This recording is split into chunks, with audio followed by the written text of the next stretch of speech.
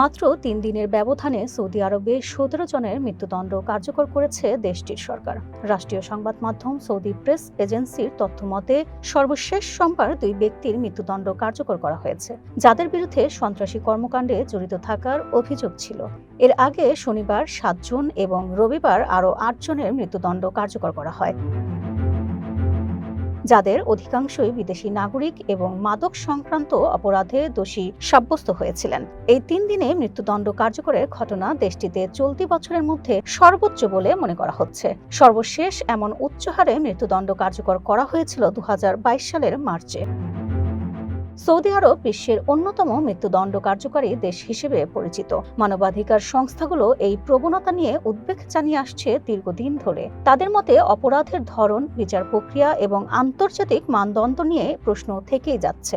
চলতি বছর এখন পর্যন্ত সৌদি আরবে মোট ২৩৯টি মৃত্যুদণ্ড কার্যকর করা হয়েছে, যা পূর্ববর্তী বছরের তুলনায় একটি উচ্চমাত্রার রেকর্ড করেছে। বিশ্লেষকরা বলছেন, ক্রাউন প্রিন্স মোহাম্মদ বিন সালমান সংস্কারের ডাক দিলেও বিচারিক কড়াকড়ি ও মৃত্যুদণ্ডের হার এখনো কমছে না, বরং নতুন করে উদ্বেগ বাড়াচ্ছে।